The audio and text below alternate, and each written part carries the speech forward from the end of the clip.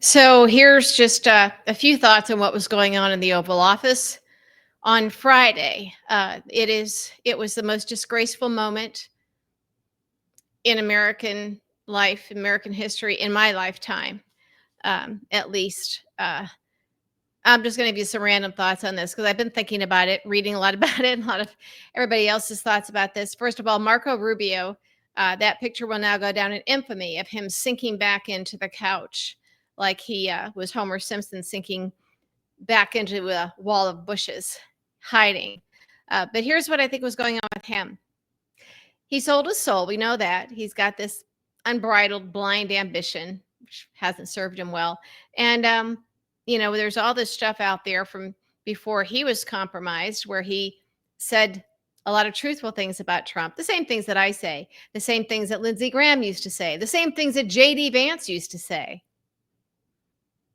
So what happened? Compromised, bought off. But he knows he's not a Trump, Putin, Vance, Musk insider. Actually, Vance isn't much of an insider, but they brought him in this time. So he knew what was going on. He had a role to play. So he got all excited and overplayed. He overacted, as we say. So Marco Rubio is sitting there, and the look on his face, at first I thought that he's thinking, oh no, what have I done? I sold out my country. But you know what? He sold out his country a long time ago. You know what I think was going on? He realized that what was happening, what was unfolding right in front of him for the world to see was planned. It was choreographed. Trump had a role. J.D. Vance had a role. Marjorie Taylor Greene's boyfriend with that fake news media, he asked the question about the suit. He had a role. And Marco Rubio, as Secretary of State, not only did he not have a role, he was not in on this. He was not told in advance. He is not a trusted insider, which means he is not safe. He probably always wondered why he was even chosen to be Secretary of State. I think it's because at that time, Trump thought that he was going to be able to get his daughter-in-law that Senate seat, and DeSantis said no. The whole point of Rubio clearly was to clear out that Senate seat for something. It didn't quite go their way. So Rubio's not a trusted insider. And he's sitting there on that couch thinking, what's going on here? He knew it was planned. Just the fact that J.D. Vance was speaking up like that, where J.D. Vance has been hidden, doesn't have a role. I mean, everything is Musk, Trump, and Putin. So he's thinking, what? J.D. Vance gets to be in on it, and I'm not? What's going on here? So that's the Rubio thing. He wasn't sitting there thinking, oh no, what have I done? Because he did it long ago. All right? And we know that they send they send out Lindsey Graham instead of other senators who would do the same thing willingly. There's something about sending Lindsey Graham out on TV to make him suffer, to make him know. It's like a game, because the world knows that Lindsey Graham hates Trump, hates Putin, doesn't believe a word that comes out of his mouth, and that he's compromised. So why not just do that and then kind of push him off to the side? Because Trump wants the world to know that he has the ability to control somebody like this, just like Putin did when he summoned 7 U.S. members of Congress, senators, and 1 House member to Moscow on 4th of July, 2017, 2018, whenever that was, to show the world that he could do it, because they'll show up. It's just one of the many things people like this do, these authoritarians do, to show that, that they can control things and humiliate people. Now, President Zelenskyy clearly is not somebody who can be manipulated and controlled. Here he is being lectured to about war by a draft dodger with fake bone spurs. Isn't that something? So he's being told that he's not grateful enough. Well, he has thanked the United States dozens of times publicly, and other countries that have helped. So this business about thanking him, that's what abusive men say after they've beaten the woman in their life, that she didn't thank him for everything he does for her. That's what that was about. Well, he has thanked us, but also saving Ukraine from Putin saves Europe. So Europe is now coming together. All the European leaders have come out in support of Ukraine. They're now meeting, and they're going to go it without make a go of it without the United States. I don't know if that's something that Trump and Putin counted on, um, but it could be pretty good. And you know, Elon Musk is losing business now. Yeah, people are canceling Starlink, Tesla, everything. My fear is that he's going to make up those billions of dollars using our tax dollars and our Social Security. He went on Joe Rogan's podcast, and he has called Social Security a Ponzi scheme and outlined how he's going to dismantle it first by getting rid of, all these employees that administer it. So that's happening. Um, then we have, complaining that Zelenskyy, why aren't you wearing a suit? That was asked by Marjorie Taylor Greene's boyfriend in the Oval Office. Now, you've probably all seen the memes and the reminding everybody that Elon Musk was in the Oval Office and in a cabinet meeting. Both times he's wearing a T-shirt and a ball cap, and sometimes a 4-year-old as a human shield. So it's okay for Elon Musk to dress like a high school nerd, just literally like a high school guy, in the Oval Office at a cabinet meeting at the White House. And that's okay. It was okay for Kellyanne, when in the Trump first presidency, Kellyanne Conway, to be splayed out on a sofa in front of people, kneeling down in a skirt with her legs open. MAGA thought that was okay. This behavior on the part of MAGA is disgusting.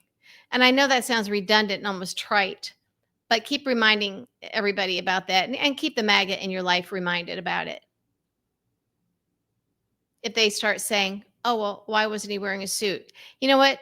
President Zelenskyy said, he isn't on the battlefield. He said he will wear a suit and stop wearing wartime clothing when Russia leaves and the war is over. Pretty simple. I've also seen idiot MAGA people who know nothing about the world, politics, current events, history. I mean, literally nothing. But they get all, they go on Facebook and feel so important. When they say this stuff, talking about, you know what, then Ukraine needs to pay it back. They aren't grateful. Then they should pay the money back that we've given them. Well, first of all, Putin attacked them. And when Putin and murderous dictators attack democracies, we are the beacon of freedom and democracy around the world. We have been. That's what America is and always has been until now, until Trump. We're now the bad guys.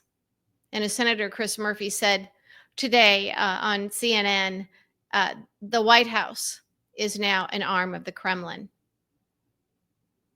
So everything has changed, and the idiot MAGA don't know it because they're idiots. They don't pay attention to things, and rather than learn from people who know more than them. And there are people who know more than them. It doesn't make them snobs. It just means, it just is the way it is. They get their little talking points and they spew this stuff. They have no idea what they're talking about. So you want Ukraine to pay it back? Well, think of all of the countries that came to the aid of the United States after 9/11. Did they ask for us to pay them back? Screw you, maggots. Seriously. What you're saying is dangerous now. It's not just, ooh, I'm going to beat somebody up on Facebook and feel important, score one for my team. What it means is you're too stupid to understand the gravity of all of this. And your stupidity is resulting in deaths. Needless, senseless, preventable deaths. Okay? You anti-vax morons have made it so acceptable. There's now the parents in Texas that didn't vax their kid for measles. Well, he got measles and he died. He died. And more children will die because they have MAGA parents. So your kid's dead, but boy, you sure did own the libs. You feel better now? You feel better now?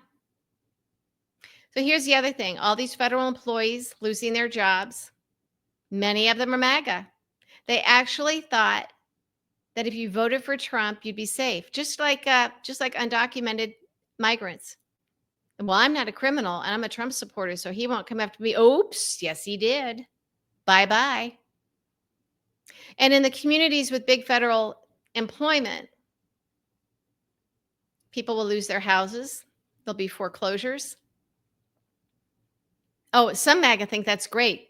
We can get a better deal on real estate. Well, guess what? You're not really, because some of you are going to go that you think that it's just undocumented people who are going to lose their homes. And there's actually been something out there where these racist MAGA are like, go to the churches and find the people and find out where they live because they'll be leaving, they'll be deported, and then you can pick up their properties cheap. Well, guess what, MAGA? A lot of you guys are losing your jobs. And here's the other thing. Your local economies, our local economies are going to suffer a lot. A huge, fired, unemployed federal workforce concentrated in different areas. And they are usually concentrated because there'll be a big facility. It's not just the Washington, D.C. area. Foreclosures.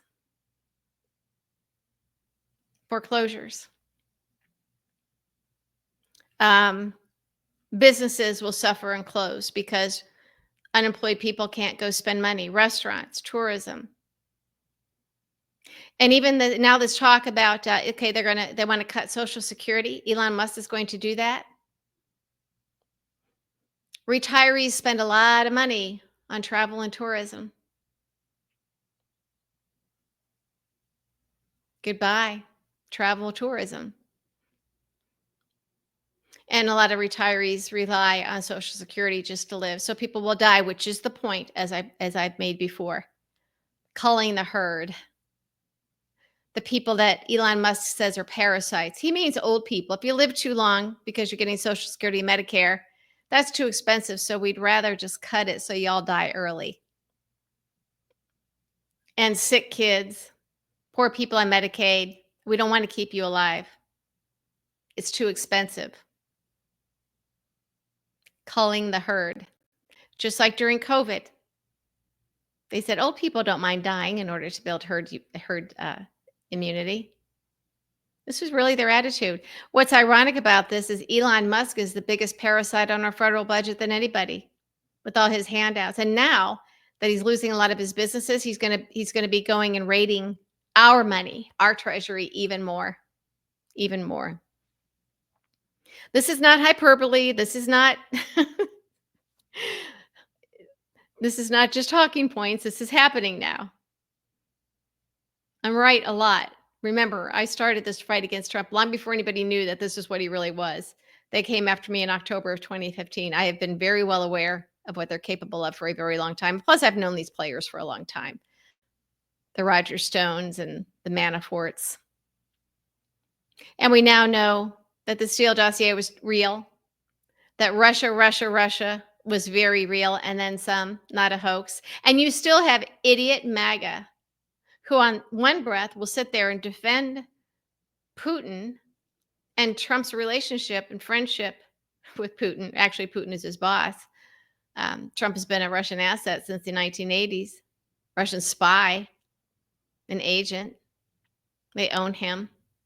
They literally owned him. He was such a bad businessman. They're the ones that bailed him out. He's had to answer to them for decades. So on the one hand, MAGA is defending that, but then saying Russia was a hoax. Makes sense of that.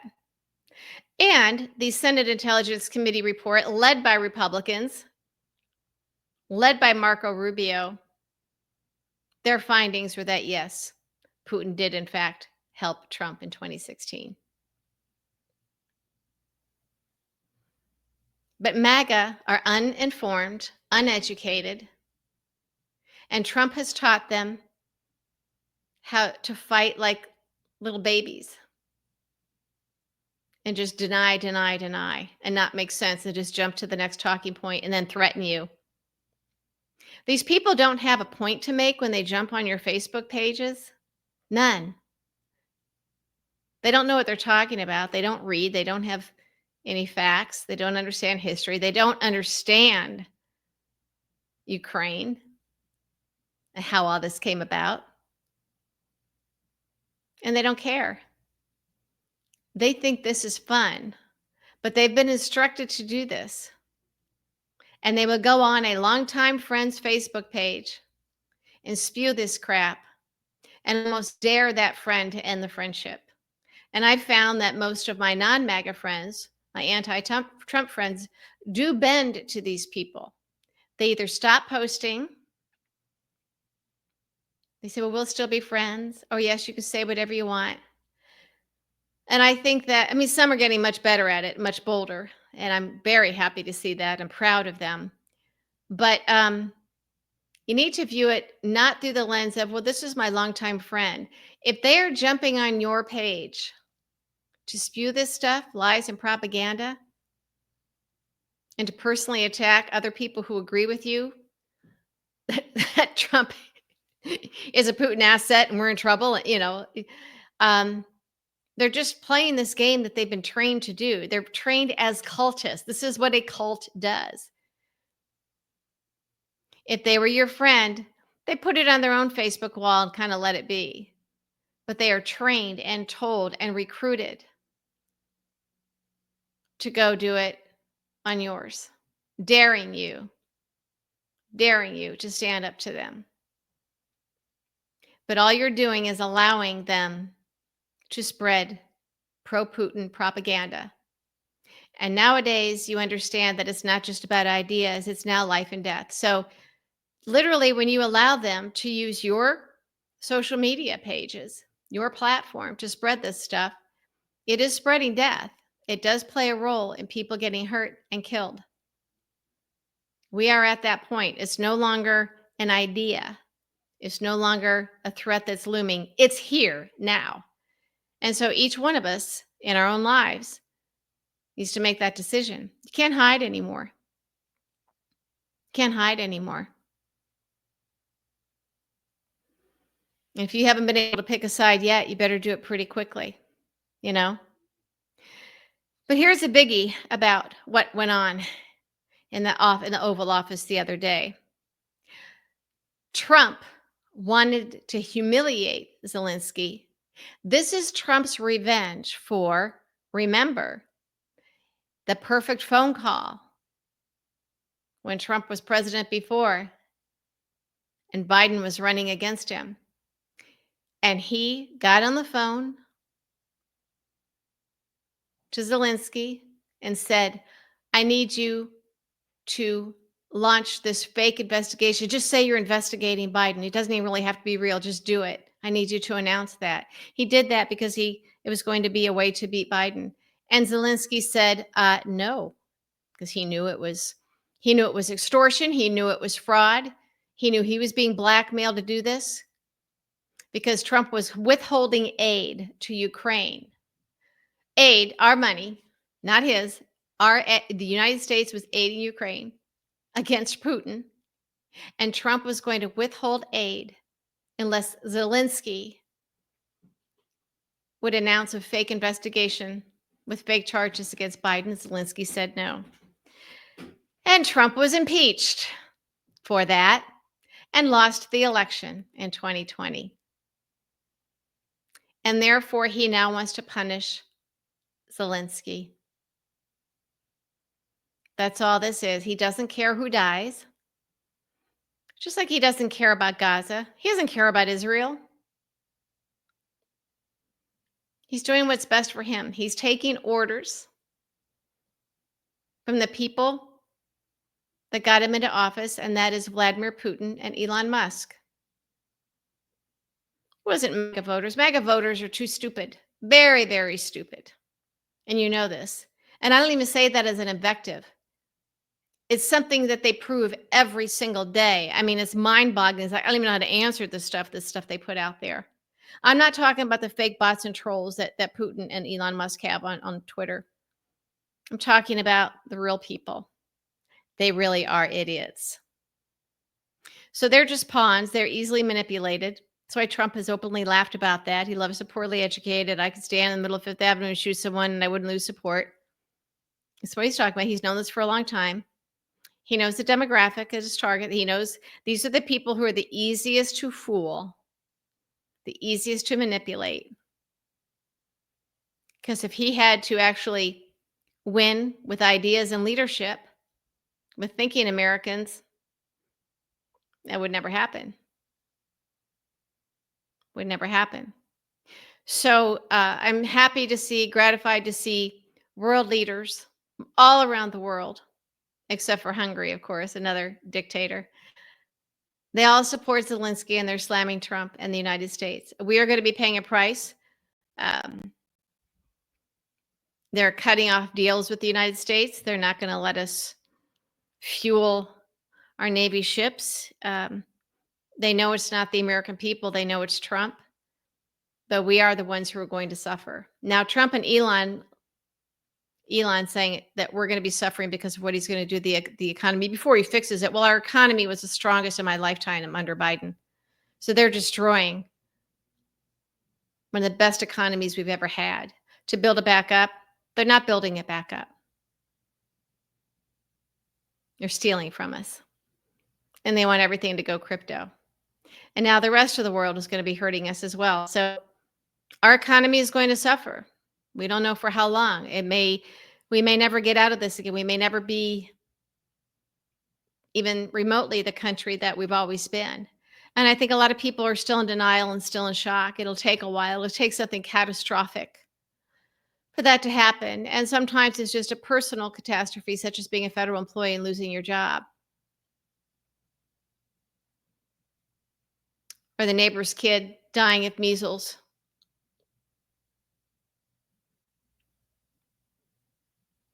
Or you or a loved one losing your Social Security and your Medicare. Definitely, if you have friends, family, or yourself on Medicaid, it's gone.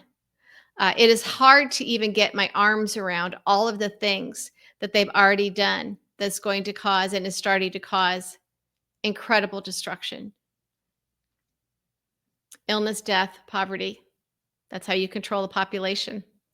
You don't make America great again if you're an authoritarian and a dictator. Trump never had any intention of doing that. So he and Musk, Putin knows how to do this. That's how he keeps his own people in line. Keep us poor, sick, afraid, hungry. We're easier to control. Keep us uninformed, so they're shutting down our press. We know that. That's why I go increasingly looking at foreign press to report on what's going on in the United States, because our media won't be doing it. This is what's happening. They want us poor and sick and scared. That is how you control us. So MAGA, enjoy that too, idiots.